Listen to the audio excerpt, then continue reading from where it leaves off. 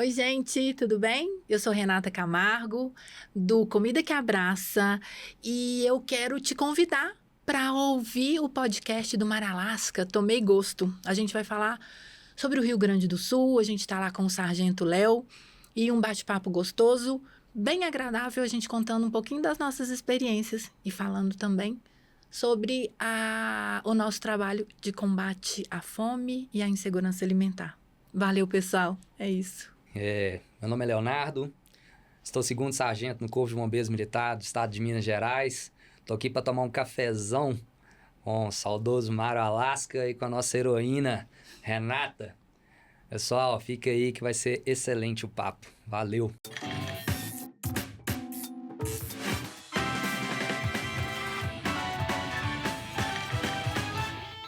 Hello, meu povo! Hello, minha pova que nos escuta. Mais um episódio do nosso queridíssimo podcast Tomei Gosto. Com você que tá com a gente aqui, já chega, sapeca o like, se inscreve no canal, ativa a notificação. Muito conteúdo bacana sendo gerado por nosco aqui. Não só podcast, tivemos materiais legais, como por exemplo um teste cego de doce de leite esses dias. Tá tudo no canal Tomei Gosto. Vem comigo porque hoje vai ser um episódio muito especial.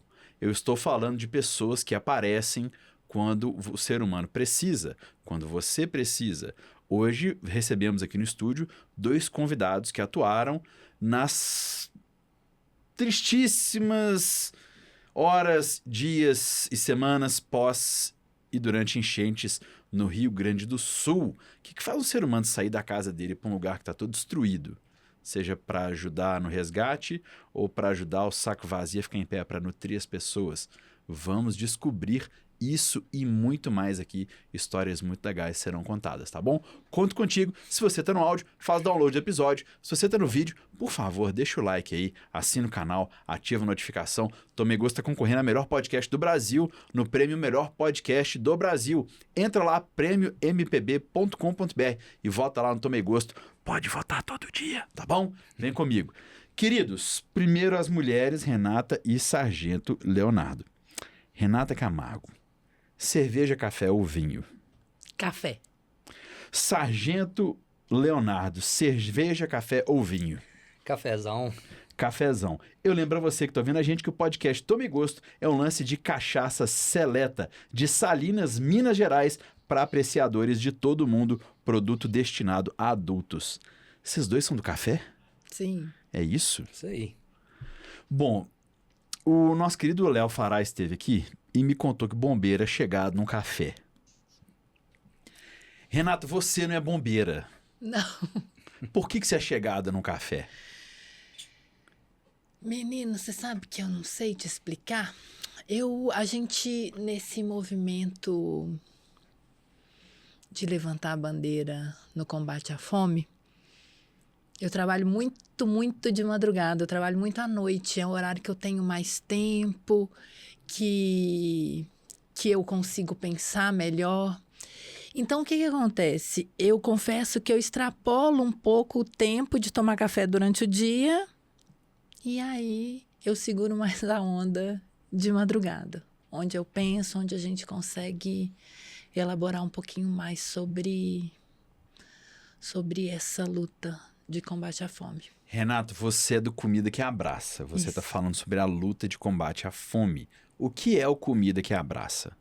Então, o Comida que Abraça é um projeto social que usa da gastronomia para o desenvolvimento pessoal, profissional e emocional de pessoas em situação de vulnerabilidade. Ou seja, a gente usa da comida como desculpa para tudo.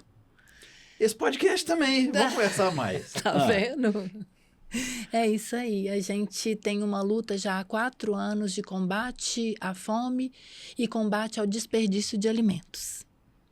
Isso é o Comida que Abraça. Você falou de ficar acordada de madrugada. De madrugada seu, a preparação seria o mise en place para você servir uma refeição durante o dia? Ou você funciona melhor na madrugada? Eu funciono melhor de madrugada na hora de planejamento, organização, esse tipo de processo, porque além das ações tem um monte de coisa que acontece por trás, né? A ação é só o finalzinho, a concretização de uma ideia, de um plano, mas esse movimento, né, da gente entender como atuar de maneira mais efetiva para combater a fome de verdade mesmo, não é só ficar entregando comida nas ruas, é de planejar mesmo, de como dominar o mundo da fome e não deixar que ele exista mais. E aí eu funciono melhor depois que já silenciou, as coisas sossegaram. E é nesse momento. Você precisa do silêncio e o café é seu amigo, então. É meu amigo. Sargento Leonardo, você é chegado no café também? Chegado. E como é que é isso? Precisa do café, né? Por quê? Nossa rotina lá no Corpo de Bombeiros é uma rotina bem extenuante, é pesada. E o café, como esse amigo, né, como você disse ali, como esse estimulador, né, ele acaba sendo combustível pra gente aí também, né, durante o dia, nas madrugadas. Além disso, o café, né, a mesa em geral, né, eu tenho um carinho muito especial com a mesa. E a mesa, ela une, né? Então, nosso dia, ele começa assim, né, ele começa com o nosso recebimento, ele começa com a nossa troca de ideia, e aí a gente vai para a mesa onde a gente vai fazer um café conjunto, onde a gente já vai, né, entender como vai ser norteado o dia. Então, começa ali. E a partir disso, toda hora vai ter um cafezinho na hora que chegar no bombeiro. Chegando em qualquer corpo de bombeiro, Mário, pode chegar e falar assim, eu quero um pretinho. Vai ter um cafezinho lá. Cara, eu falar que eu quero um café, eu acho que pegaria bem. Agora, eu com histórico de humorista, um cara que chama Mário, que alguém pergunta que Mário. Se eu chegar no meio de um bando de homem com todo respeito aos servidores e servidoras da grande corporação Corpo de Bombeiros Militar do Estado de Minas Gerais. Mas se eu chegar um dia no quartel e falar assim, oi, eu quero um pretinho. Ei. Não vai dar certo, cara. Vai rolar, não. Esse cabelo branco não tá aqui à toa. Você tá há quantos anos no Corpo de Bombeiros? 16 anos. 16 anos. Completados agora no dia 2 de outubro. Cara, isso é uma vida, velho. Uma vida. E a Renata tava falando do café, ela funciona bem na madrugada. Eu tava lembrando aqui agora, Renata, as coisas que a gente... As conexões que a minha cabeça faz, né?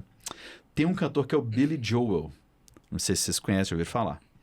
Ele tem uma música chamada Baby Grand. Por que eu tô falando isso? Você falou que você precisa da madrugada para funcionar. Talvez você precise do silêncio ali para estar contigo, para sua cabeça, pra você soltar a coleira do seu cérebro, né? Para ele correr, para você planejar.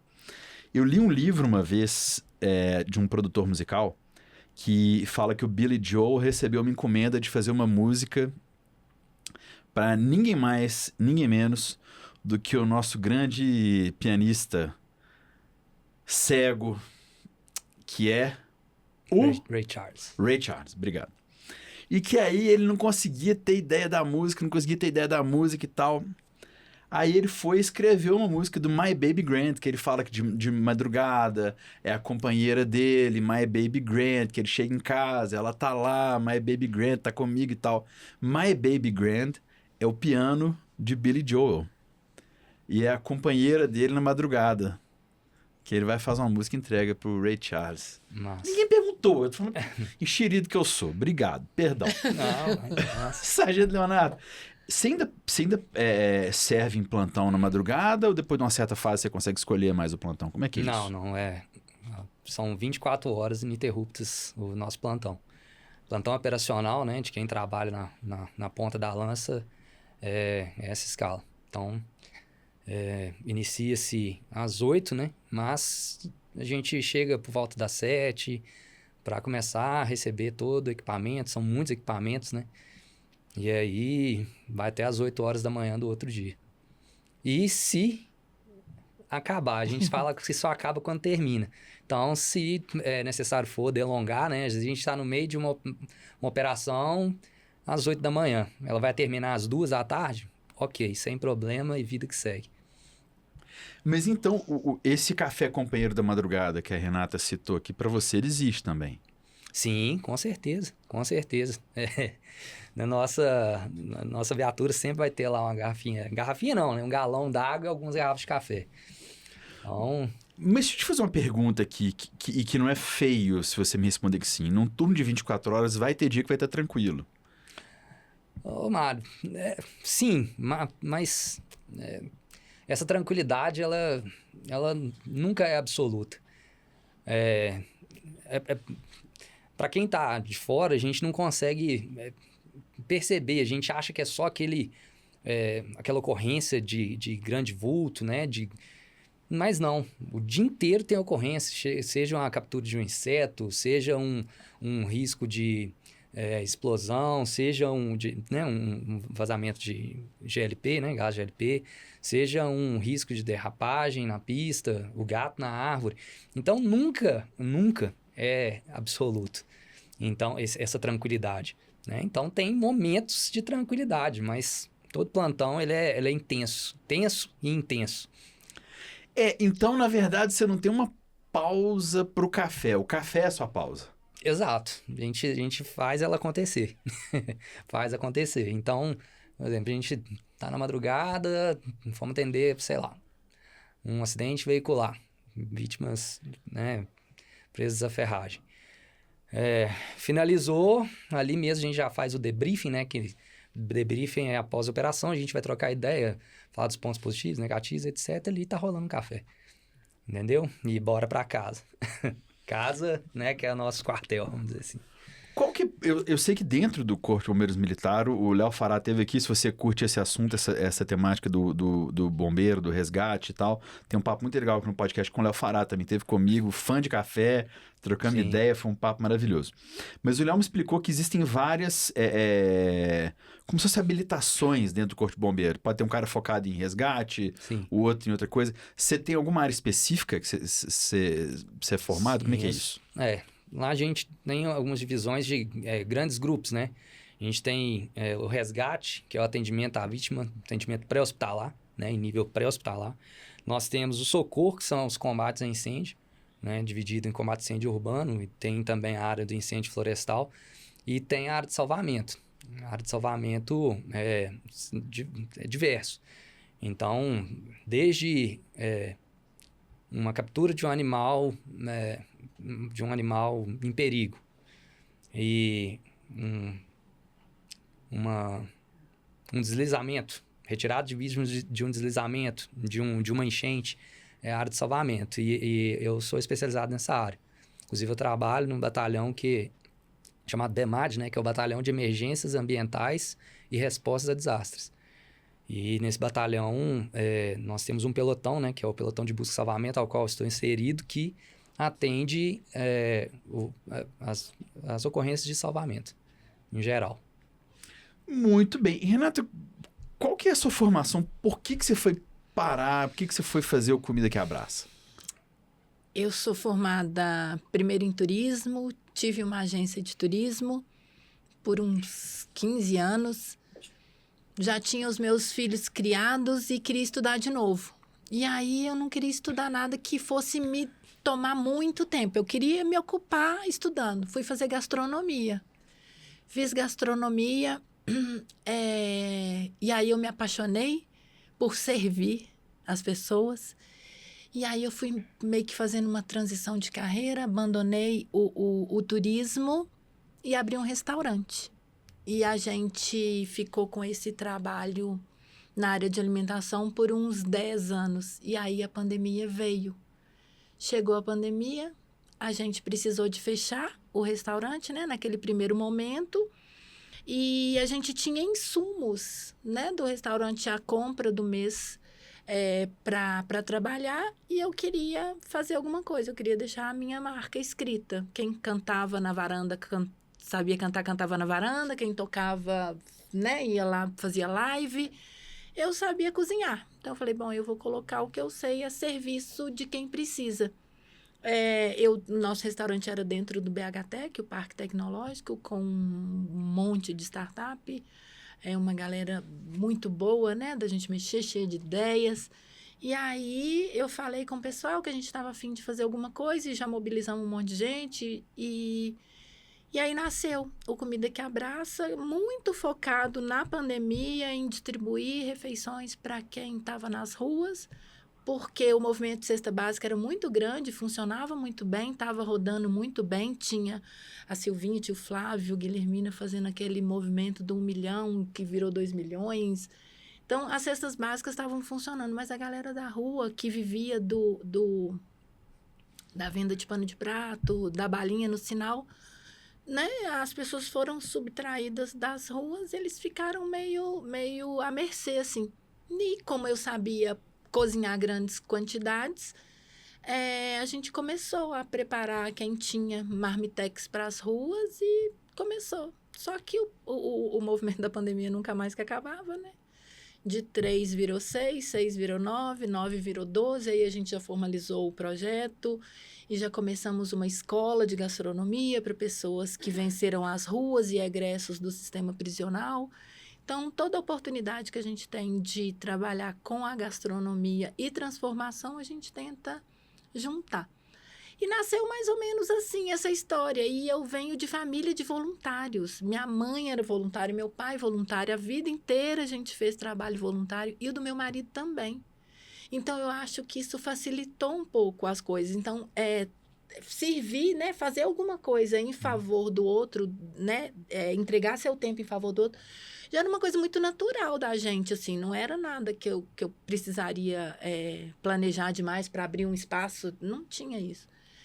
E aí a gente começou e foi funcionando, foi dando certo, graças a Deus, a gente conseguiu, né, as nossas metas principais, que eram 9 mil marmitas na pandemia, e aí passamos, né, perrengue de ter recurso, depois não ter recurso, e a grana acaba e ter que subdividir marmita, não tem mais gente na rua, vamos dividir, pega e divide de novo o que tem dentro das marmitas, porque tinha que ter um número X, porque senão ia ficar gente sem comer.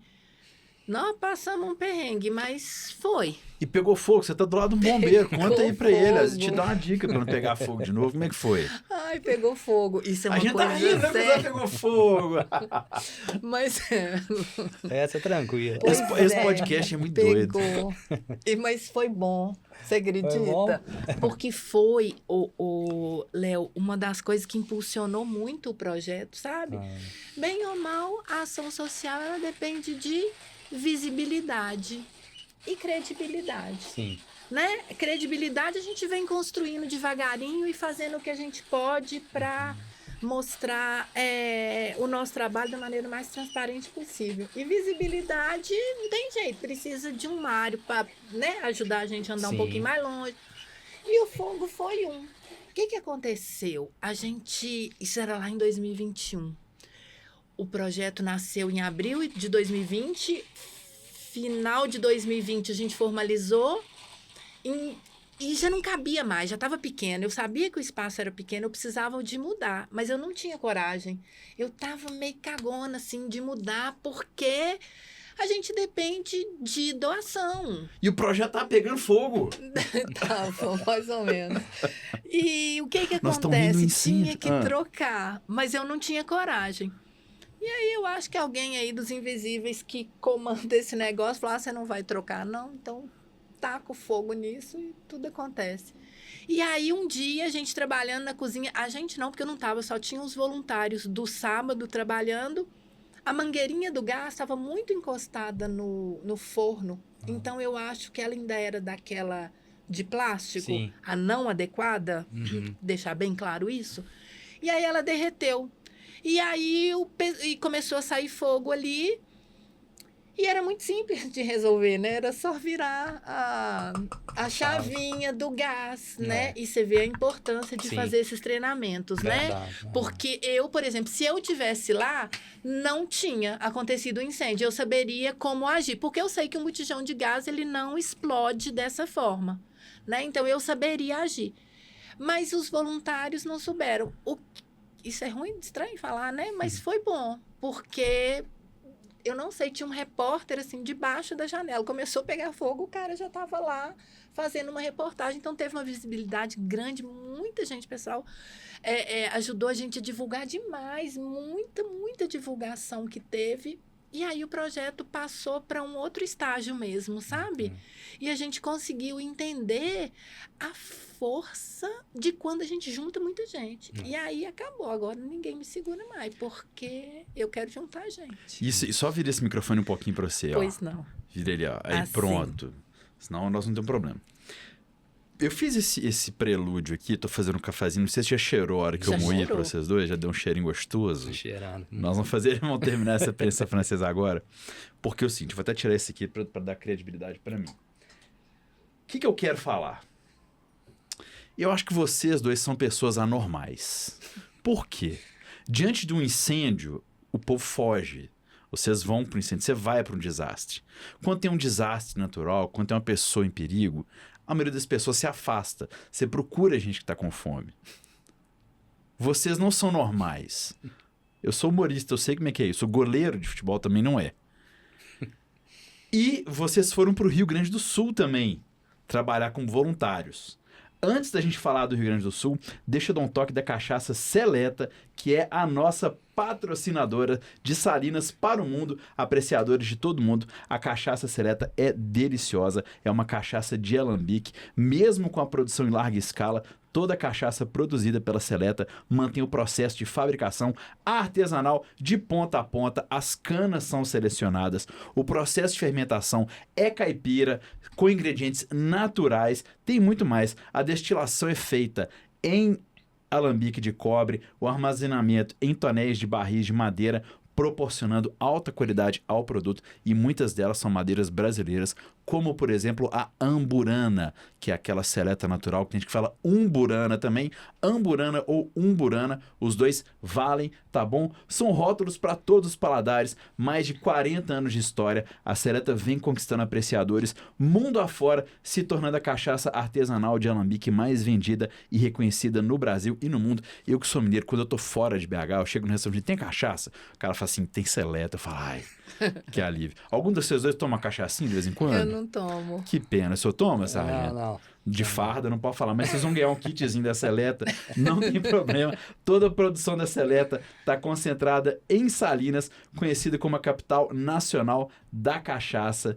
A Seleta, desde o início, tem uma visão de um novo conceito de cachaça, profissionalizou a linha toda, é fantástica. E digo mais, você que está acompanhando esse podcast agora, pode entrar em Loja Seleta. Você vai entrar lá em lojaseleta.com.br ou então no QR Code que está aqui na tela. Você vai usar o cupom Tomei Gosto e vai ter 10% de desconto. Então acessa lá lojaseleta.com.br, cupom Tomei Gosto para 10% de desconto. Ah, eu moro fora de Minas. Entrega. Ah, minha casa não chega as coisas. Chega embalado, chega bonitinho, chega daquele jeito. Você não mais vai ter saudade do estado de Minas Gerais, porque agora a Cachaça Seleta vai até você com o cupom Tomei Gosto. Você tem 10% de desconto no site. Lembrando que a cachaça é uma bebida alcoólica. Beba com moderação e ela é destinada a maiores de 18 anos. Voltando ao nosso papo. Vocês vão para onde as pessoas não querem ir. Deixa eu falar primeiro do militar aqui, que o primeiro telefone que toca é o deles. É. E nunca tem uma pessoa dando risada no ensino. Não. Você é anormal de fato, Renato. Eu tava achando, mas agora também tenho porque certeza. já passou, né? É. Que na hora não é bem assim. Eu vou até voltar o café para minha frente aqui pra eu ficar escondido. Como é que é uma ocorrência fora do estado de Minas Gerais? A gente estava aqui acompanhando, viu como é que estava a situação e os governadores se falaram muito, né? Então, nessa hora eu tenho certeza que tem que vir uma ordem de cima para empenhar um recurso para ir para lá. Você se voluntaria? Alguém te chama? Como é que é isso? Tá. Se permitir voltar um pouquinho, né? Parabenizar a Renata aí. Esse projeto maravilhoso, né?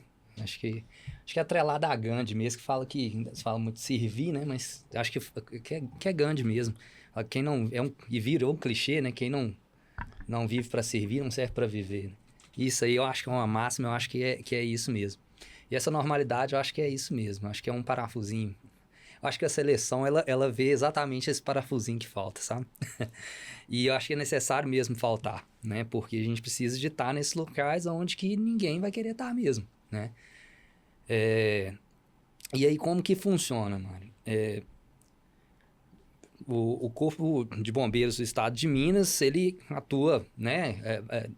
Quando é acionado para atuar em outro estado, não desguarnece. Isso é importante falar para a população mineira, né? Quem está assistindo a gente. Ele fala assim, mas para que tá indo lá atender, sei lá, o Rio de Janeiro, o Sul, a Bahia? E a gente aqui? Então, acho que é importante falar que vocês não vão ficar desguarnecidos quando tem esse tipo de empenho. Então, importante também frisar que nós temos alguns níveis, né, conceituais quando a gente fala de urgências, né? Urgências, emergências, né? A gente tem os desastres, né? E nada disso foi vivido pelo Sul, né? Quando a gente fala de urgência, é algo que acontece corriqueiramente no dia a dia nosso aqui, não traz risco de morte para quem está vivendo aquela situação. As emergências já sim, né? Tem o risco de morte, mas o poder público consegue tranquilamente atender. Os desastres já fogem um pouco, né? Aquela localidade não consegue atender de forma adequada, né? Então precisa de um apoio. E o Rio Grande do Sul foi mais que isso. O Rio Grande do Sul foi catástrofe, que o poder público fica totalmente inertizado, não consegue dar atendimento, porque o próprio aqueles que iriam atender foram afetados, né? A gente tem certeza que você viu lá. Foi diversos policiais, diversos bombeiros que estavam trabalhando e aí ficou lá dias, 15, 20 dias ininterruptos trabalhando, que na hora que eles voltaram para casa, eles viram que não tinha casa. Olha que loucura isso. Então, lá o que viveu foi uma catástrofe, que afeta de forma direta ou indiretamente todo o país. Uma vez dito isso, os governos, né, como você bem disse, conversaram e falaram, cara, a gente precisa de apoio, não tem condição. E aí, isso chega via comando, comando repassa isso, né, para comandante do batalhão, o comandante do batalhão faz a seleção das pessoas que vão fazer esse atendimento, né, destacado, no caso específico, nós estamos falando aqui do Rio Grande do Sul. Então, foi dessa forma, 28 militares destacados de pronto, né, onde 8 horas da manhã falaram, vocês vão, meio-dia, a equipe percussora já estava indo. Foram 5, né? Major Heitor, eu estava nessa equipe, mais 3. Agora, dentro do batalhão, entre vocês, porque partindo do ponto dos anormais que somos aqui nessa mesa, isso é uma coisa que o bombeiro disputa para ir ou disputa para não ir? Como é que é isso? Você foi... Essa pergunta é incrível, a gente disputa, né? Tem assim, algo que a gente precisa até trabalhar na gente mesmo, porque quando a gente não vai, esse afã de atender, de dar o nosso melhor, de servir, de fazer aquilo que a gente está vocacionado, é algo maravilhoso. A gente quer estar em todas, né?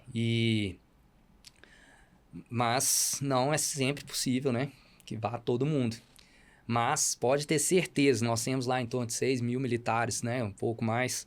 Todos esses 6 mil gostariam de estar em todas essas ocorrências, não só as de grande vulto, visibilidade, mas também na pequena. De fato, é mais que vocação mesmo, é um estilo de vida, a gente tá ali para servir mesmo a sociedade. Falando em servir o café, nosso ficou pronto, fizemos uma prensa francesa, você que acompanhou o podcast Tomei Gosto, esse café que está sendo servido aqui é um café que o nosso grande amigo Felipe Braza, que esteve aqui, barista, influenciador, gerador de conteúdo, trouxe para mim, é um café, chama Moca, do Braza. Chega essa xícara um pouquinho para frente para eu te servir aqui, que eu vou servir a Renata. E aí, enquanto eu sirvo a Renata aqui, quem está acompanhando o podcast está vendo que a cor dele não é aquele pretão escuro, né? Que o sargento quer que eu chegue no batalhão de bombeiro. Gente, me dá um pretinho. Eu não vou fazer isso nunca, né? Por isso que o café bom tem que ser marrom ou âmbar. Jamais falarei isso no meio de um monte de homem. Me dá um pretinho aí. Pede marronzinho, então. Marrom, você é doido. Vapo, conheça essa raça. Enquanto a Renata sente o cheiro. Tá bom o cheiro, Renata? Demais. Tá bom o cheiro. Ô sargento, se eu chegar um dia num plantão de vocês lá e fizer um cafezinho desse aqui... a turma vai ficar feliz? Claro. Muito bem-vindo. Muito bem-vindo. Vai mesmo, cara. Vou fazer um dia pro bombeiro, vou fazer um dia contigo também. Mas você sabe que isso é imprescindível. Eu acho que é isso que me tira de casa. É fazer alguma coisa nesse sentido para alguém que está envolvido em algum perrengue e falar, toma um café que vai melhorar. Já pensou? Não, fácil. Cara, é sensacional. Fácil. Tá muito bom, tá? Tá Tá cheiroso? mesmo. Não, tá muito bom. Grande brasa. Esse café é um café das namoras. A Grandinha que tá ali, ó. Dá um joia, Grandinha, pros meninos verem que tá bom, Grandinha. Grandinha tá dando joia aqui. A Grandinha é nossa produtora aqui, nossa operadora de comando mestre, cara. E volta e me aparece uns cafezaços aqui. Ela só olha pra mim. Nem sei se ela bebia café. Depois desse podcast, acho que ela passou a consumir o café. Mas vamos só falar da equipe precursora e a gente vai pra Renata. Qual que é a diferença da equipe precursora para os demais que vão depois? Então, nada mais é do que chegar no local, né? Verificar, além de começar a atuação, né, propriamente dita, vai checar o local, onde a equipe vai ficar, qual que é o local de atuação específico. Nós temos também nosso pelotão logística, onde que vai ser inserido toda a nossa logística para atendimento, onde seremos mais eficazes ali. Uma vez feito isso, a gente já começa com a atuação. Mapeamento, atuação, levantamento de dados e aplicar no nosso sistema de comando de operações. Entendeu? Então, quando a equipe via terra chega, já está o mise en place todo feito. Então, agora já é chegar e já fazer o preparo, né? Já ir pro front já de cara. Não precisar de ter que cortar a cebola, né? Fazer tudo certinho. Tá, então vamos na prática. Eu quero ouvir da Renata também. Mas vamos na prática, então. Você foi você foi de aeronave, você foi de carro. Como é que você foi parar lá? Eu fui de aeronave. Nós somos aeronave tripulada, né? Sim. Foram 5 militares... Não, 5 não, perdão. Foram 2 pilotos, foi um copiloto do helicóptero e mais 5 militares de busca e salvamento. Nós fomos direto para Porto Alegre. E esse podcast também está homenageando aqui os heróis que nos deixaram no helicóptero Arcanjo do Corpo de Bombeiros, atuando numa missão de resgate. O helicóptero veio se colidir com a serra lá perto de Ouro Preto. Então, esse podcast também se solidariza e manda um abraço quentinho como esse café aqui na família e em todos os companheiros que estiveram lá, tanto os bombeiros militares quanto o médico também e os enfermeiros do SAMU. Esse podcast é em respeito a vocês, sempre. Mas a turma que chegou depois... Do jeito que vocês são pilhados, o cara pegou um carro, porque eu vi que teve gente que foi de carro daqui pra lá. Uhum. Na hora que o cara chegou lá, ele desceu do carro e falou assim, qual a ocorrência que eu vou atender? Exatamente. Ou ele desceu e falou, não, peraí, deixa eu guardar minhas coisas. Como é que é o bombeiro na hora que ele chega lá? Quando chega, foi exatamente isso. Nós fomos 5 viaturas terrestres. Uma delas canil e a outra o pelotão logística. E outras 3 com militares, com embarcação, jet ski. E aí chega, cara, parte da equipe já vai para ajudar na montagem daquela outra equipe que já vai direto para campo. Então não tem essa paradinha de Pelé para respirar, peraí, deixa eu ver meu pé, peraí, deixa eu trocar minha cueca. Do jeito que tá, irmão. Do jeito que tá, já vai para campo, porque nós já estamos com o planejamento lá pronto. Então, a equipe tal vai precisar de... Né, o comandante vai precisar de 7 militares na frente e tal. E aí já tem condição. Então, 7 voluntários sempre, né? Já vai destacado para aquele local. Enquanto o outro, da outra equipe, tá lá ajudando, né? Com o material desses outros 7, que não teve condição de preparar nada. Quando eles chegam, já tá tudo certinho. Entendeu? Renato, como é que você foi parar no Rio Grande do Sul? Teve um enchente, caiu água, caiu terra, gente ficou desabrigada. O que te deu nessa pituca pra você pegar suas coisas e parar lá? Como é que você foi? Pois é, menino. O que aconteceu? Eu tava num retiro no final de semana que o bicho pegou mesmo, que eu acho que foi 4 e 5 de maio. Eu acho que é isso, ou é 2 e 3 ou é 4 e 5. Eu acho que é 4 e 5 de maio. E tinha uma amiga comigo do Rio Grande do Sul, de Porto Alegre. E aí eu despedi dela, ela foi para o aeroporto, eu fui para casa. Quando eu cheguei em casa, eu me deparei com tudo isso. E segunda-feira é a nossa reunião de planejamento do projeto. E eu falei, gente, o que está acontecendo em Porto Alegre? E aí os meninos falaram, Renata, começou a piorar demais a questão da chuva e tá caindo o mundo e tá atingindo o estado inteiro. E aí os meninos falaram, e aí, o que a gente vai fazer? Eu falei, nós vamos. Porque não tinha como não ir. Imagina, a situação era muito, vamos colocar no tempo presente, é muito grave. E como em qualquer situação, primeiro o que o Léo falou, muita gente atingida. Então, a gente foi trabalhar em Canoas. Então, 80% da população atingida.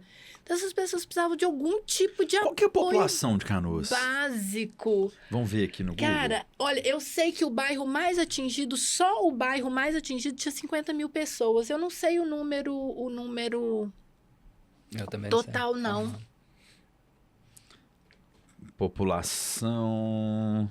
Tá abrindo aqui no meu altamente moderno. Doe um iPad para um podcast, se você gosta da gente. Canoas, população total. 347 mil pessoas. Então, nós estamos falando de 80% disso. Nós estamos falando de 280 mil pessoas. Não é muita coisa, cara. Muita coisa. E aí eu sabia que eu tinha que, em algum momento, essas pessoas não iam conseguir se autoajudar mais. Elas iam precisar de alguma força externa. Tanto é que a gente deixou para ir já no final de maio. A gente sabia que naquele momento a gente ia ser mais um problema do que um auxílio. A gente não queria ser mais um problema de logística para a galera de lá. Mas eu sabia que em breve a água ia baixar, a poeira ia abaixar e as pessoas iam precisar começar a voltar para suas casas e elas não tinham o que comer. Elas não tinham como comer, não tinha comida, não tinha como fazer, não tinha como preparar, não tinha nada. E aí a gente decidiu que ia, começamos a movimentar, lançamos a vaquinha, começamos a engajar pessoas, chamando gente para ir com a gente, mas era tudo muito complicado, porque diferente do Corpo de Bombeiros, a gente não tinha ninguém para trocar lá. Eu não tinha com quem conversar. As informações que chegavam eram muito inconsistentes, então eu não sabia direito o que acontecia. Eu sabia que alguém que tivesse disposição para cozinhar e que soubesse cozinhar em grandes quantidades ia ser necessário em algum momento. Porque a gente está falando de um contingente de quê? Nossa, é gente que não acaba mais, é uma coisa fora do normal. Então, a gente se programou, se organizou e no final de maio a gente foi. Porque eu decidi puxar uma semana antes para chegar lá e eu era a minha equipe precursora e depois eu era a equipe de ir para a batalha também. Porque eu fui para poder entender e saber como que a gente ia atuar. Eu só tinha essa minha amiga lá, que foi embora um dia antes de mim. Ou seja, ela ficou 25 dias aqui em BH sem conseguir voltar. E aí eu fui, mas com o Gui, que é o nosso responsável pela comunicação, para poder entender, para chegar lá e bater na porta e falar, olha, eu tenho 2 braços e eu sei cozinhar, como eu posso ajudar? E a gente foi, conseguimos apoio, né, para bancar a nossa ida e a nossa hospedagem lá. A gente ficou lá por 55 dias. Vocês ficaram onde? A gente ficou em Porto Alegre. Mas vocês ficaram em hotel, ficaram em alojamento? A gente alugou um apartamento. A gente alugou um Airbnb. Mas que bom que tinha apartamento, então. Estava trafegável onde você foi. Tava. Né? Porto Alegre já estava bem mais organizado nesse período que eu cheguei. Já não tinha mais tanto problema, já estava mais organizado. Dentro das instituições ali perto do Guaíba, onde foi mais atingido, o pessoal da Vila Farrapos, da Humaitá, perto ali do estádio do Grêmio, foi bem atingido, era um pouco mais difícil. Mas eram pontos muito específicos e foi resolvido mais rápido.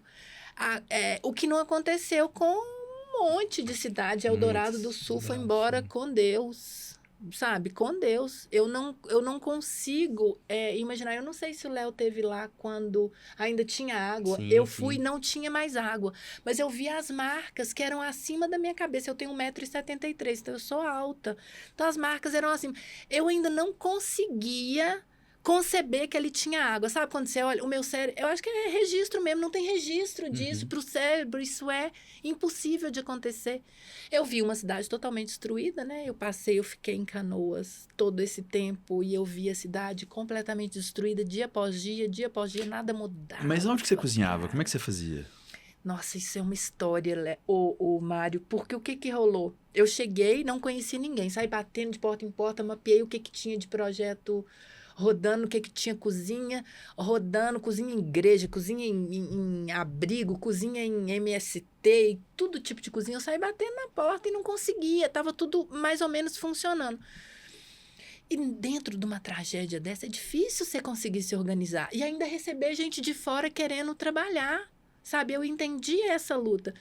Mas em um momento o negócio encaixou. Eu conheci uma figura lá chamada Fubá. O cara toca uma ONG lá, se chama Juntos Somos Mais Fortes.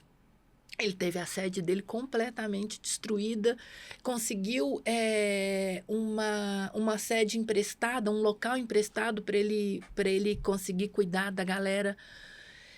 E eu cheguei nesse cara, não sei nem como que eu cheguei nesse cara, mas essa minha amiga começou a articular e tentar me trazer para algum lugar. E eu encontrei com o Fubá. E eu falei, olha, Fubá, eu queria muito servir em Canoas. Canoas é um lugar que foi muito afetado, muito difícil. E eu tava comigo que eu queria servir lá. E aí a gente foi, ele falou assim, Renata, eu consegui uma cozinha. E uma outra menina do grupo dele falou assim, vamos passar antes na minha igreja? Ela frequenta uma igreja pentecostal em Canoas. E a gente passou. Quando a gente chegou lá, tinha uma cozinha enorme, de cabeça para baixo, virada, mas uma cozinha enorme, super bem estruturada, grande, com bons equipamentos, mas toda suja, imunda, porque subiu 2 metros a água na cozinha. E eu olhei para o Fubá, e o Fubá olhou para mim, eu olhei para tudo, eu falei, será que não pode ser que não? Ela falou assim, vamos conversar com o pastor.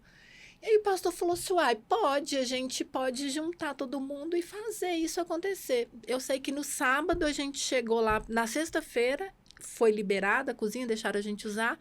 No sábado a gente fez um mutirão de limpeza e no domingo a gente estava assando um churrasco na cozinha do projeto. E tinha tipo uma semana que a grande maioria de homens trabalhando ali, sobrevivendo com 2 pães, porque é o que chegava de lanche, é o que tinha. Então, dava para comer um ou outro, e essa menina que eu conheci lá, falou assim, Renata, e é engraçado a forma que eu conheço, ela falou, Renata, eu sou morta de fome. Onde eu for e tiver comida, eu vou fazer meu marido passar vergonha, porque eu como muito, e eu gosto de comer, e eu não tenho problema com isso. E lá eu não tive coragem de comer porque eu ia tirar o alimento de alguém que não ia ter depois. Eu sabia que eu ia voltar para casa, então eu estou desesperada com a família da igreja lá que não tem. E essa era a realidade, sabe? Da galera estava se alimentando com o que tinha, quando dava, da forma que dava. Mas essa cozinha, ela é Canoas ou ela é Porto Alegre? Canoas. Essa cozinha que você fez de churrasco, da onde... Como é que apareceu o suprimento? Você trouxe daqui? Você mandou vir de Porto Alegre? O que você fez para chegar lá? Não, pois é, então. A gente foi já no finalzinho de maio. Então, essa questão de abastecimento de insumo seco, né? Arroz, feijão, isso não estava... A gente não tinha muito problema mais. Inclusive, chegava-se muita doação.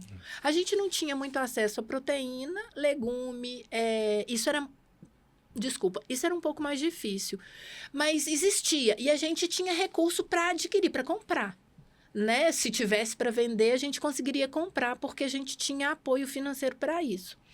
Mas já estava mais ou menos organizado, sabe? Essa questão do desabastecimento, pelo menos na região que eu transitei ali, não aconteceu muito.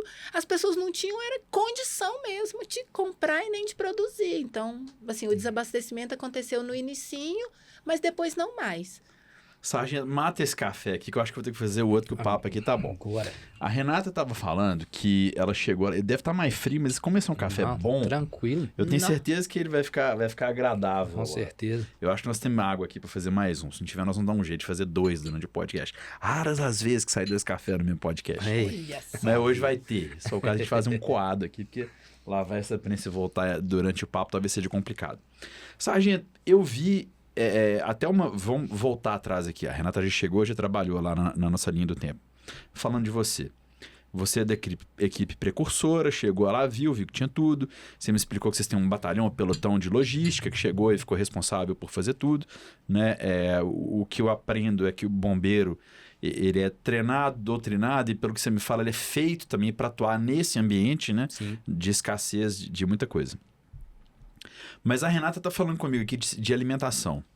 Como é que era isso? Vocês levaram um pelotão do rancho ou tinha tudo lá? Porque a impressão que a gente tem...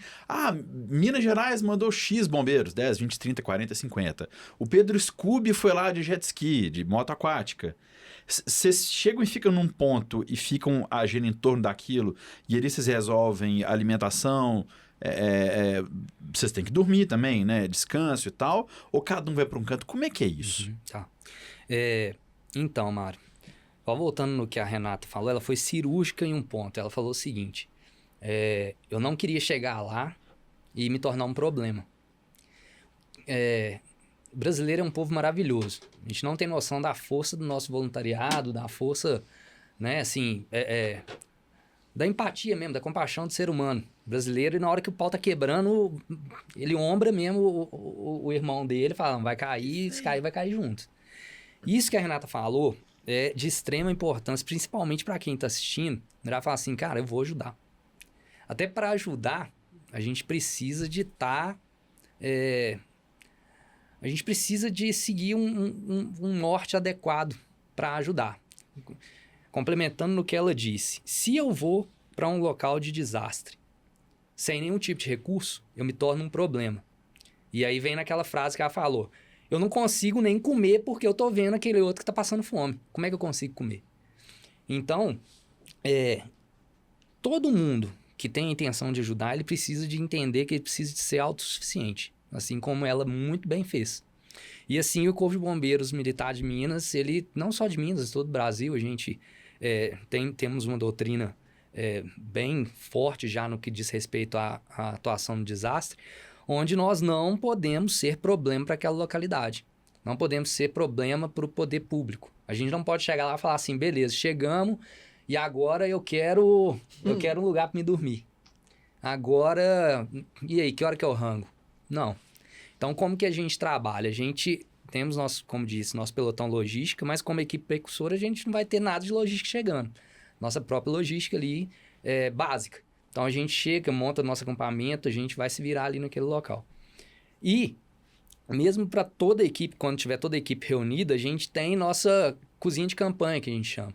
Né? A cozinha de campanha é um rancho mesmo que a gente faz e não são alimentos perecíveis. A gente tem uma ração mesmo, né? Bem caprichada no sódio. E ela fica embalada a vácuo, né? Onde a gente coloca ela na água quente. Né? Então, todo mundo tem seu fogareiro, tem seu botijãozinho, chega lá, aquece uma água, coloca essa embalagem, né? Com a comida nessa água quente, não precisa já abrir. Aguarda ali 5 minutinhos, está pronta a comida. Então, nessa ração ali vai ter um pó de kisuke, tem um pó de café, tem uma jujuba, né? Tem dignidade, né? Só que é complicado, cara, porque... Quantos dias você fica comendo isso? O nosso recorde foi Moçambique, nós ficamos 40 dias comendo. Lá em Moçambique, nós ficamos 40 dias comendo isso e, assim, é a ração 24 horas, né? Então, tem essa refeição durante 24 horas. Só que lá também foi um negócio, depois a gente, se quiser, pode falar, mas é um negócio muito louco que lá você não conseguia comer mesmo. Porque até o baguinho de arroz que caía no chão, cara, tinha um tanto de menino escondido esperando para ver o que ia sobrar aqui. Então, loucura. E aí o que sobrava a gente não tinha visto. Depois a gente viu o que sobrava, chegava lá e comia aquele negócio assim, varado de fome. Na ocorrência que a gente foi lá do ciclone. Então, onde quero chegar? Nós temos a nossa autossuficiência. A gente nunca vai chegar no local de desastre e ser problema. A gente está indo lá para ser solução, para ser mais um braço para apoiar. Então, é assim que é a nossa forma de trabalho. Mas então, chegou lá, eu quero entrar nisso. Então, chegou lá, vocês ficaram nos primeiros dias à base da ração. Que é a comida liofilizada. Até quando o Ziller falou comigo no podcast, exato, ele me explicou um pouco sobre isso, né? Que você vai jogar na água ou vai jogar água. Isso. E vai fazer ali. Mas depois de uma certa etapa, já passou a ter ele, porque... Isso. Eu imagino que vocês devem ter chegado e acampado, depois foi para um ginásio, para algum lugar, imagino. Isso. Aí depois a gente foi destacado para Bento Gonçalves, né? E aí tinha uma área, né? Onde nós vimos essa área muito adequada para a gente montar a nossa estrutura. E no começo tem uma certa dificuldade com relação à alimentação, né, em geral. Então, pra gente tranquilo, a gente consumiu aquilo que a gente levou. E depois de um determinado momento, com as vias começaram a ser liberadas, e aí começou a chegar doação, e aí veio essa força do voluntário, muita gente cozinhando, muita gente fazendo. Tem esse problema de logística, né? Às vezes em um ponto tem muito, outro ponto não tem nada, igual ela falou lá em Canoas, estava difícil. Outros pontos já tinham mais. E aí chegou um momento que eles não deixaram. Falaram, vocês não vão comer isso mais não, tá? Tem comida aqui, tem condição de vocês comerem, isso não vai ser um problema. E a gente insistiu. Nosso comando, sabiamente, falou, não, tá tranquilo aqui, não. Eles não, insistiram e sabe quando a gente nunca vai negar um cafezinho e um biscoito de queijo na roça? Você tem que passar em todas as casas daquela comunidade? Sim. É isso, não teve jeito. E eles falaram, vocês vão comer o que a gente tá comendo. E aí chegou um determinado momento, a gente teve esse momento junto com eles ali, a gente fez essa refeição, a gente comeu ali também, entendeu? Mas, friso, longe de querer ser problema, eles realmente, eles queriam nos honrar dessa forma. E a gente, né, aceitou e foi maravilhoso. Mas a partir do momento que eu acho que já está sendo feita, tem que ser para todo mundo, sabe? Tem que ser, em algum momento a gente tem que chegar, é para todo mundo. Imagina se você ia lá, tá comigo na minha cozinha, pegar lá as refeições. A galera da Polícia Ambiental de São Paulo trabalhou muito com a gente, muito, muito. Que galera? Trocou 3 vezes a equipe enquanto eu tive lá. Eles comiam com a gente todos os dias. Era necessário, porque tem que ser para todo mundo, sabe? Tem que ser para todo mundo. A Renata falou do churrasco que eles fizeram, né? E pro gaúcho o churrasco é muito mais que uma refeição, né? Para eles o churrasco tem um significado muito grande. Tem algum relato que você viu, assim, que te marcou muito, alguma passagem que você fala assim, na hora que a gente serviu o churrasco, eu vi acontecendo tal coisa. Você tem alguma passagem? Na hora que a gente estava assando o churrasco, ninguém sabia, era surpresa. Eu vi o pastor andando, balançando a cabeça, tipo, farejando. Que ele não me escute. Mas, sabe, tipo, andando, olhando e sentindo, farejando mesmo. De onde vem esse cheiro? E aí ele chegou na cozinha, a gente estava assando o churrasco. Eles têm o hábito de assar costela de boi, né? Então tinha umas riponas de costela assando. Ele olhou para mim e falou assim, é sério isso? Eu falei, é sério, pastor. E aí ele me deu um abraço e falou assim, tem 20 dias que a minha comunidade não come comida. E não estou falando de gente que não conseguiria se alimentar, sabe? É muito louco isso, porque é diferente. Eu não estou falando de uma pessoa que está vivendo um momento difícil, de insegurança alimentar, que está lá dentro da comunidade, passando aquele perrengue. Não, eu estou falando de um de nós, que pegou uma situação, né? Puxou a perna, deram um rodo na gente, a gente caiu e não... E isso era muito interessante, porque eu via pessoas muito constrangidas para receber uma alimentação. Eu acho que é exatamente por isso, porque eu estava lidando com pessoas que até ontem estava cada um cuidando da sua vida e se virando, né? Cada um com sua luta, com as suas dificuldades, né? Escrevendo suas histórias aí, mas, né? Autônomos, independentes, e nessa história a galera começou a ter que se curvar diante de uma alimentação. Eu vi gente ajoelhando no chão quando pegava um fardinho de 12 unidades de água mineral de 500 ml. Levando o fardinho para o céu, porque não tinha água para beber. Aí passava uma família de 5, 6 pessoas o dia inteiro com esse fardinho de água. O dia inteiro não, né? Sei lá, talvez até mais do que um dia inteiro, porque eu não sei quando que ia chegar de novo, por vários motivos, por dificuldade de logística para fazer a coisa chegar em todos os pontos, capilarizar direito isso, sabe? Porque são muitos desafios, muitos desafios. Mas a alimentação, e eu falo isso com propriedade, por isso que eu falo que você tinha que comer mesmo aquela comida, porque quem faz comida quer mais do que só alimentar. A gente quer que com aquela comida a pessoa, sei lá, arranque força, não sei de onde, do buraco do tatu, para conseguir respirar e dar mais um passo, e mais um passo. E eu tenho certeza que aquele dia foi um dia de esperança para aquela galera. Éramos 40 e poucas pessoas que a gente estava trabalhando na limpeza da igreja. Então, eram alguns membros, né, da igreja, uma galera voluntária que chegou.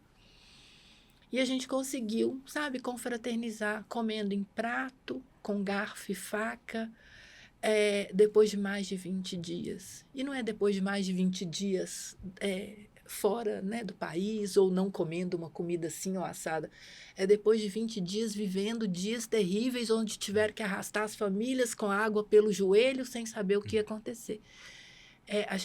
Eu acho que a gente já falou, todo mundo aqui, do poder da alimentação, e eu acredito, de verdade, de que um prato de comida servido intencionalmente, assim, sabe? Com desejos de força, de esperança, de coragem, de vamos junto, é nós, é capaz de dar um refrigério mesmo. Com porque certeza. Aquele povo tem sofrido, nossa. E qual que era o menu? Porque churrasco no sul é a maionese, mandioca cozida e carne. É isso. Você conseguiu mineirizar alguma coisa lá? Rolou um pão de queijo, uma couve? Não. E sair daqui cheia de ideia, né? Porque a gente, né, na nossa zona de conforto, a gente cria muito, né? A base de café nas madrugadas, a gente inventa muita moda. Cheguei lá a fim de fazer muitos links legais com a comida, de levar esperança e coragem mesmo. Mas só que não dá, cara. Eu cheguei lá, não tinha nada. Eu tava cortando alho com faca de serra no prato, porque não tinha tábua, não tinha as coisas direito, sabe? Então, foi lutado. Mas a gente serviu um churrasco simples. Rolou maionese de batata, arroz, vinagrete e churrasco. Tinha o churrasco da costela, tinha um frango que eles chamam, a contracoxa eles chamam de galeto. Galetão. Tudo vira galeto, né? Galeto e pão de alho e salsichão, que eu nunca consegui chegar a uma conclusão. A nossa linguiça toscana, aquela de gomo, chama salsichão. E salsichão chama salsicha. E salsicha não sei como chama. Porque é uma confusão. A gente não sabe nem o que tem dentro da salsicha. Vai querer botar nome nela, na salsicha dos outros. Corte improvável. Sargento, a Renata me contou agora de um momento que ela ficou emocionada. Eu sei que os bombeiros, além de atuar no resgate de sobreviventes, né, que é eu não sei se é o SAR, né, Search and Rescue, se vai entrar nisso aí, vocês também tiveram que trabalhar com resgate de corpos, enfim. Mas vamos para a página dos sobreviventes. Teve algum momento, eu sei que vocês lidam diariamente com o que para nós é muito chocante, né? Eu, por exemplo, quando fui na Europa e tinha alguma coisa de museu de holocausto, eu não conseguia entrar. Eu não consegui, a minha energia, eu respeito muito, eu não conseguia entrar. Amigo meu falou, cara, tu espera aqui fora, tô aqui, tô suavão, fica aí. Pesado. Eu vi aqui, pra mim não dá, mas vai, né, enfim. Teve algum caso que você queira lembrar que seja bonito aqui? Porque eu sei que vocês veem todo tipo de coisa, né? Mas alguma coisa que você viveu, assim, cara, aquela hora ali... Não teve tempo sujo, porque vocês ficam sujos de lama, vocês ficam molhados, enfim, né? É desconfortável pro físico, né? Como é que é? A gente tem nossa máxima lá de trabalhar confortavelmente no desconforto. É isso, cara. A gente fica... Desculpa aí, na merda mesmo, né? A gente fica sujo, a gente brinca com o pé, né? Todo respeito, meu pé de cadáver, pé, nossa, falta... soltar a pele, né? Então é complicado mesmo. Mas assim, cara, experiência com sobrevivente todas. Não tem uma assim que é a mais top, né? Nós tivemos a felicidade lá de atuar diretamente e indiretamente no resgate 1.115 pessoas. Foram muitas pessoas, né?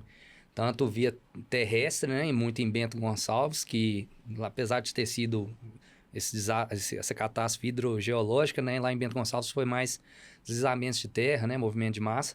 E mais embaixo, né? Teve as cheias, né? Como ela disse lá, 4, 5 metros de altura. Você acha a cadeira no fio de luz lá. De pendurada. Loucura, cara. Loucura mesmo. Então, todos os resgates são maravilhosos, assim, cara. Não tem... É impagável. Mas tem um que eu queria ressaltar, meus amigos aí, ó. guarnição do Capitão Tiago, especificamente lá quem atuou, o Cabo Vinícius, né? Ele tirou uma senhorinha, cara, do segundo pavimento. A água já estava já né? Já tinha alcançado o segundo pavimento. E a senhora, ela tinha os seus 90 anos, assim. Meu Deus. E aí eles conseguiram tirar ela e, assim, o que mais chamou atenção foi a mensagem final que ela falou, assim, sabe? Era uma mensagem muito forte de esperança, de força, né? De reconhecimento também, né? Falando assim, que eu não lembro exatamente, né? Não vou conseguir parafrasear, mas ela falava que quem cuida de um idoso tava enfim, ela frisou isso, né? Desse cuidado com o idoso. Então, ela foi tipo um símbolo de esperança mesmo ali, nesse resgate dela. Então, um abraço aí pros meus amigos aí. Eles fizeram esse salvamento, foi maravilhoso. Tiraram ela com vida e assim, como disse, né? Foram centenas, né? Mais de 1.000 vítimas lá. Mas um adendo a ela aí, né? Pela força, pela coragem dela, perseverança e vontade de viver.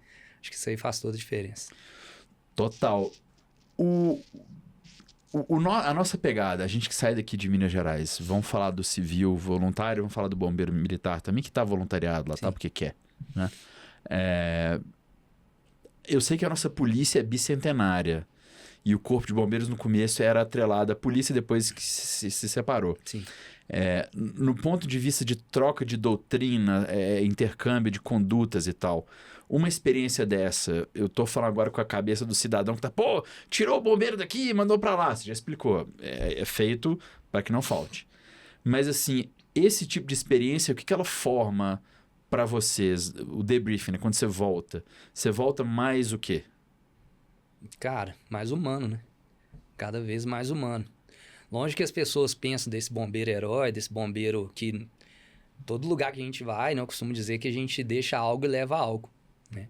A gente deixa muita coisa boa e a gente traz muita coisa boa, mas as marcas, elas são pesadas na alma, cara. A nossa alma grita.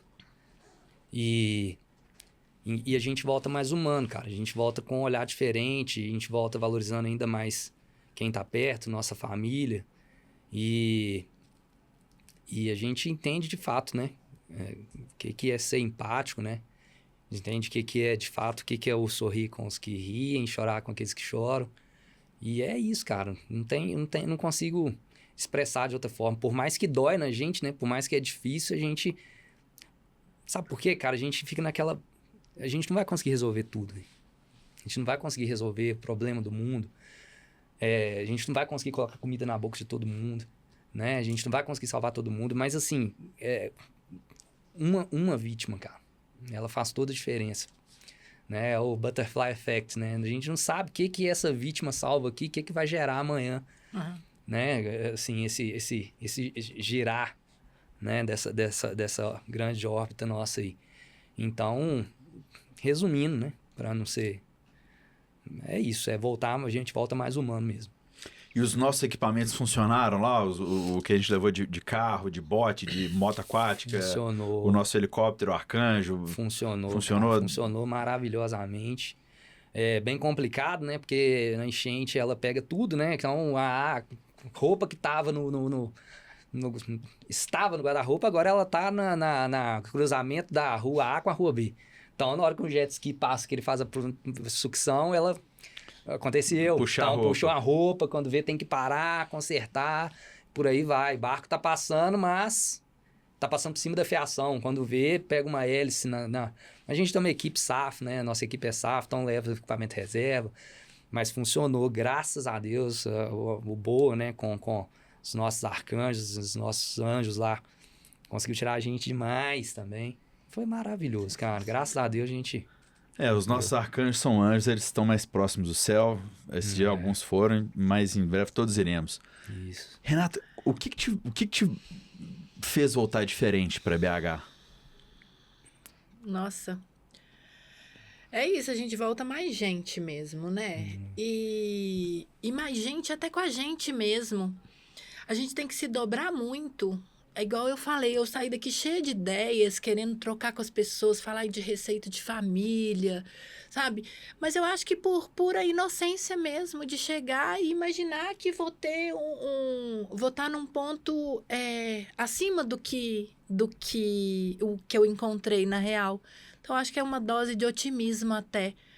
Mas a gente tem que trabalhar em equipe independente de qualquer coisa. Então, assim, Nossa, eu tive que me dobrar muito nesse sentido. Você tem que trabalhar com o que tem. Essas são suas ferramentas. Eu falei, cara, não, mas eu preciso de uma faca de chefe, 8 polegadas, uma tábua de policarbonato. Não, é isso. Você quer fazer a diferença ou você quer... O que você quer? Numa próxima, você se equiparia mais ou menos ou não seria possível? Não seria possível. Porque como que eu ia levar? Para chegar lá, eu peguei 2 aviões e 3 ônibus para conseguir chegar. Demorou quase 16 horas. E eu tive que dormir em Florianópolis ainda. Não tem jeito. Eu acho que isso é um trabalho de lapidação interna mesmo. De eu me colocar à disposição, independente de qual seja o contexto, de qual seja a situação e do que eu tenho de ferramenta. Porque é aquilo, porque senão passa a ser exigência, né? Não dá. Então, isso foi muito interessante. O poder de adaptação que a gente tem que adquirir. Então, assim, é um lugar completamente diferente daqui, o clima totalmente diferente, as pessoas, a cultura, a alimentação completamente diferente. Então, assim, eu acho que a gente aprende muito. Eu aprendi a respeitar tanto essas pessoas. Eu aprendi que a gente não tem que guardar o forro que a gente ganha. Olha eu batendo na mesa. Guardar o forro que a gente ganha de Natal, a gente tem que usar. Eu aprendi muito a respeitar essas pessoas, sabe? De uma maneira muito mais séria. Nossa, é isso. Eu acho que o ganho é todo meu. Eu perdi... A minha melhor amiga faleceu quando eu estava lá. Então, assim, aprender a valorizar família. Eu fiquei muito tempo sozinha, longe de todo mundo. Foram 55 dias sem meus filhos, minha mãe, meu irmão, meu marido. Olha, um aprendizado que é para a vida mesmo, para uma vida. Poxa vida. Sejamos gratos às oportunidades. Agora vamos mudar esse disco aqui, vamos falar do dia a dia, das coisas boas. Vocês têm um projeto que eu estava vendo, que vocês têm o café... O café de... Um café e 2 dedos de prosa. Um café e 2 dedos de prosa que é por dia da semana, não é isso? Toda quinta. Toda quinta-feira. Quem quiser ajudar, quem quiser colaborar, explica pra gente como é que é. Então, a gente tem especificamente o Café e 2 Dedos de Prosa acontece na Praça da Estação toda quinta-feira. A gente se reúne na sede do projeto, lá na nossa cozinha no bairro Renascença, às 18h30. E aí a gente prepara o lanche e vai para as ruas. Por volta das 7h30, 8 horas, a gente vai para as ruas e ficamos na Praça da Estação até 11, 11h30 da noite. O objetivo principal do café é essa troca mesmo, uma escuta ativa, uma troca de ideias. Então, a gente conhece bem já as pessoas de lá, é uma galera que já está com a gente há muito tempo, com esse objetivo mesmo, sabe? De se aproximar dessas pessoas, de estar mais próximo, de ouvir, de falar com elas que elas são importantes, que elas também fazem parte e que já tudo vai melhorar. Que é só uma fase. Então, é isso. Quem quiser se voluntariar, quiser doar recurso ou dinheiro, procura quem como? Pois é, então, no nosso Instagram tem todas as informações para quem quiser ajudar. E a gente precisa mesmo de toda a ajuda possível. A gente precisa se juntar, porque falar de fome em 2024 já não estava podendo mais, né? Não tá na moda, não orna, né? Não tá. Eu quero mesmo que isso seja passado e a gente precisa se juntar para acabar com a fome. A gente está falando de números muito altos, né? E não só de números, né? Isso é uma coisa muito séria. A gente está falando de pessoas que estão com fome e juntas formam um número, né? No nosso Instagram, então, tem todas as informações para quem quiser nos ajudar. _comida que abraça. Já tá na descrição do episódio, se você tá em áudio, se você tá no YouTube, tá tudo listado aqui, vai ter rede social, vai ter tudo mais. Procure, converse com a gente, marque, xuxa de pergunta, tem quem quiser dúvida que eles puderem te atender, vai no Instagram, converse. Meu querido sargento, existe rancho padrão dos bombeiros? Vocês que fazem o dia a dia lá, como é que é? Tem alguém cozinhando ou cada um que se vira? Cada um se vira, mas na medida do possível, se rolar, a gente... Mão na massa. Eu sou mentira cozinheiro, né? Olha! Então volta meio no turno, o sargento tá na cozinha ali. Ah, de vez em quando, a gente... Se der, a gente faz lá um mexido lá e... É o que dá pra sair na hora, sai, né? Ajuda, isso aí acaba ajudando, né? É engraçado, uma vez eu tava vendo um documentário sobre a comida nos submarinos, né? Falando do mundo militar, né? Das forças de segurança. E aí era até um submarino nuclear americano, daqueles que os caras podem ficar mais de 6 meses submerso, né? Então você vai ficar 6 meses sem ver a luz do sol. Nossa, Deus. Né? Não, e os caras se preparam pra isso, então eu não duvido que eles fiquem, de vez em quando. E aí, em algum momento, o cara falou que o rancho do submarino é a melhor refeição da Marinha. Nesse caso era dos Estados Unidos, mas não creio que seja muito diferente de outras forças de segurança, porque o pessoal é tão confinado ali que a refeição é uma das maneiras de levantar a moral da equipe. Sim. Então, fala-se sobre isso também, né? Tem 2 perguntas que eu tenho que fazer para todo mundo. A refeição de domingo, qual que é? Nossa! Arroz, tutu de feijão, macarrão, frango frito e maionese. Ah, beleza. Nossa. E o Acabei sargento, com qual que é a de sargento. domingo? Ah, eu tô Eu nessa tô aí querendo também. almoçar lá em casa. Mas eu curto um tropeirão também. Tropeirão? É um arroz, um tropeiro, um frango assado, né? Domingão, né? Pede. Domingão, um frangão assado. Com aquela batata que fica escorrendo aquela gordura do frango. Ai, que beleza. delícia. E a gente tem também uma pergunta aqui que é o seguinte. Refeição perfeita, companhia perfeita, no lugar perfeito. Só que antes dessa pergunta, teve alguma coisa que você comeu lá no Rio Grande do Sul, no meio da chuva, do vento, do frio, que você falou assim, não, tô comendo isso aqui, nessa situação desafiadora, isso me marcou por algum motivo? Não sei, acho que não. Acho que a gente ficou na cozinha praticamente todos os dias, direto, cozinhando. Eu comi muito pouco fora, muito pouco mesmo. Não, mas fora que eu digo assim, fora do debaixo de um teto, que você parou pra ver uma janela. Ah, sim. Não um restaurante, não é opulento, é contemplativo. Várias vezes. Que você tava olhando pra janela, tomando um café e falou assim, não. Teve sim. Porque o que acontecia? A gente não conseguia, Mário, servir mais do que uma rua naquele lugar. A gente, cada dia, tinha que escolher uma rua. Porque o que a gente conseguia produzir, olha que a gente não produzia pouco, não. A gente produzia aproximadamente 1.200 refeições por dia. E a gente só conseguia... A gente só conseguia atender uma rua por dia. Então, várias vezes eu me peguei, né? Me alimentando ali naquela cozinha, sabendo que a grande maioria das pessoas que estavam ali naquele entorno não iam conseguir ser agraciados daquela vez. Profundo. Sargento, você teve algum momento que você tava debaixo de uma chuva, que você parou e falou assim, peraí, deixa eu tomar um café, deixa eu comer a minha jojoba da dignidade aqui. Não, que você cara. tem alguma memória? Não, teve um rango lá especial. A gente estava em uma área, assim, como todas as outras, não chegava, a maioria não chegava via terrestre, né? Então o helicóptero, ele deixou a gente fez o atendimento e dali a gente já localizamos a vítima e de lá a gente ia para outro ponto. Então o helicóptero, ele deu tipo a gente chama de pernada, né? Deu tipo umas 5 viagens e eu fiquei na última viagem. E era numa ponte. E aí, na penúltima pernada... O helicóptero descia na ponte? Descia na ponte. Cara, coisa cinematográfica. Piloto muito bom. Você é doido. E aí ele descia, aí nessa penúltima pernada, aí tinha tipo uma casa na cabeça da ponte, onde a gente estava. E aí o cara falou assim, ô bombeiro, chega aí, vem comer uma carne aqui. E aí, era a penúltima pernada, falou assim, cara, não vai dar tempo. Ele falou, não dá, tá pronto.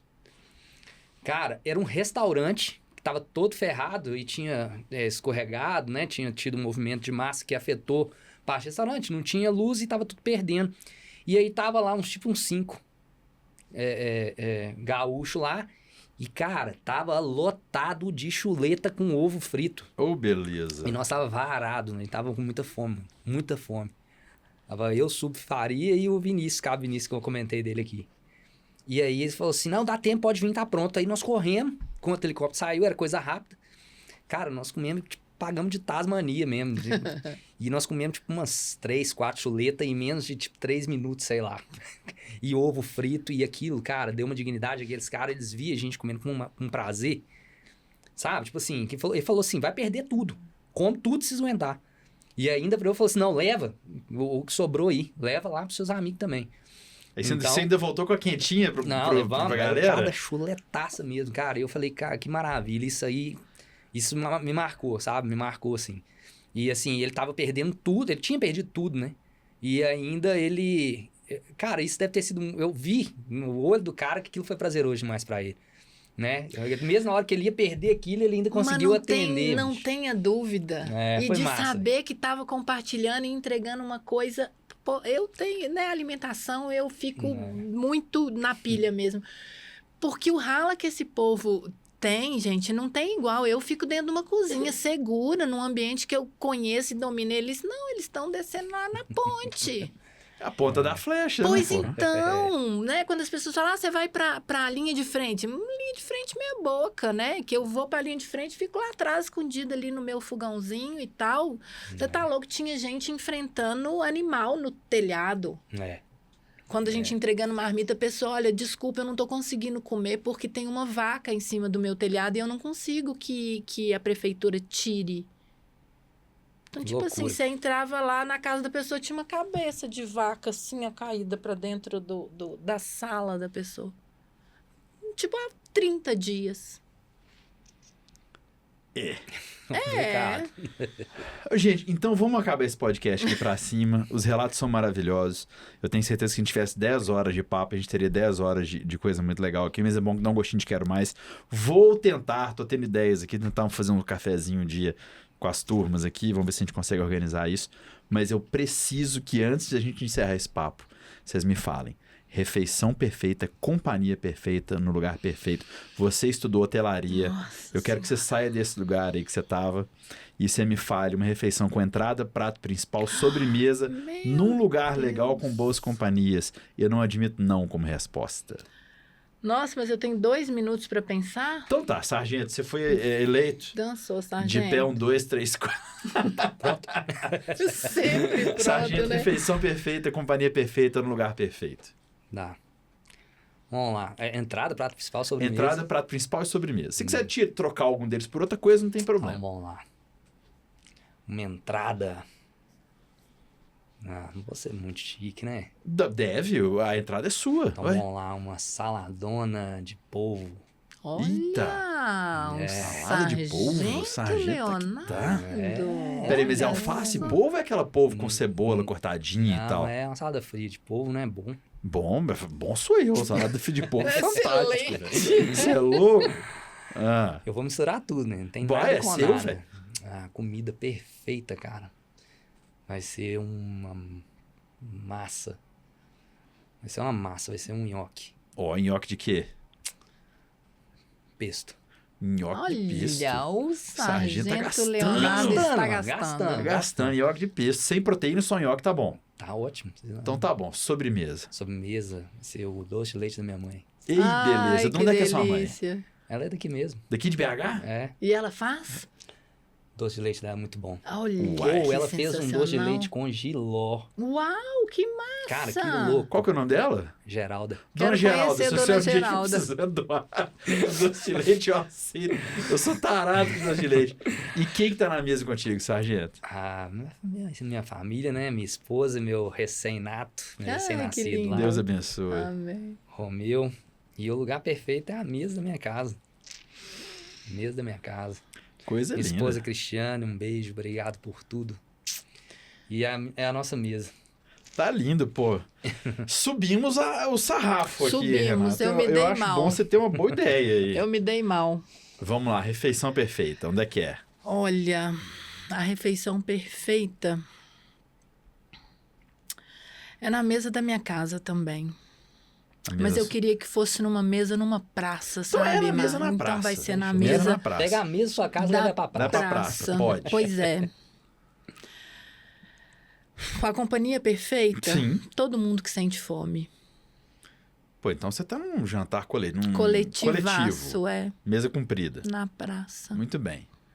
Entrada, prato principal, sobremesa. Salada, Salada de quê? alface e tomate. Muito bem. Uma massinha com molho branco. Massinha qual?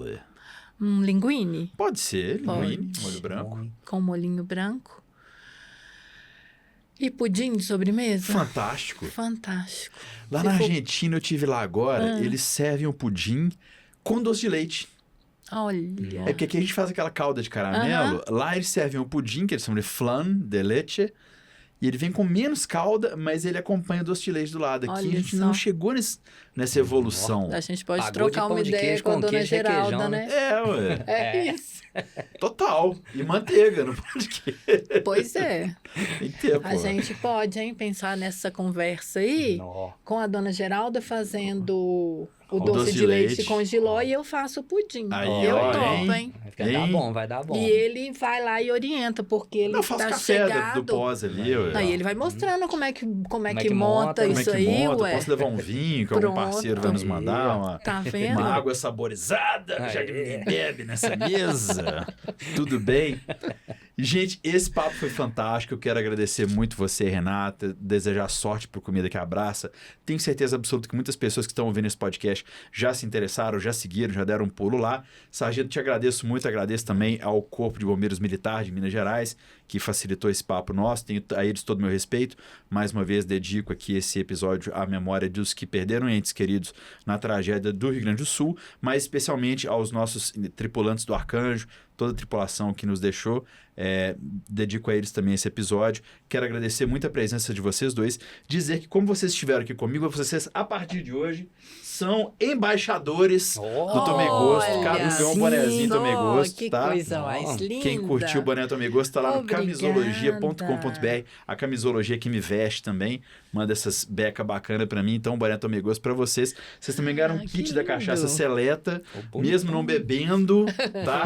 Vai presentear. Então, quando sua mãe fizer fizer um doce de leite lá, ela vai... Pra quem toma uma cachaça aperitivo, então tem um Olha kitzinho da cachaça só. seleta. E eu Tá vou, bom? E eu vou trazer esse doce aqui, hein? Ué, demais, velho. Traz aí, Eu mãe. vou lá tomar no Eu bombeiro, vou você é querer louco? também. Vou pedir, Fechou. falar assim, me dá um docinho com um pretinho quente fora. Vapo. Gente, esse foi o podcast Tomei Gosto. Tem muito mais papo legal. Se você gostou do assunto dos bombeiros, tem um papo fantástico com o Léo Fará também. Tá por aqui no episódio. Temos muitos papos sobre comidas boas também, bons momentos e coisas fantásticas por aqui também. Eu sou Mário Alasca, siga o Tomei Gosto, @TomeiGosto em todas as redes sociais. O podcast Tomei Gosto é um oferecimento de cachaça seleta de Salinas, Minas Gerais, para apreciadores de todo mundo. Produto destinado a adultos. Se você tem mais de 18 anos, consuma. Beleza? Te vejo numa próxima. Valeu, tchau, tchau. Fui!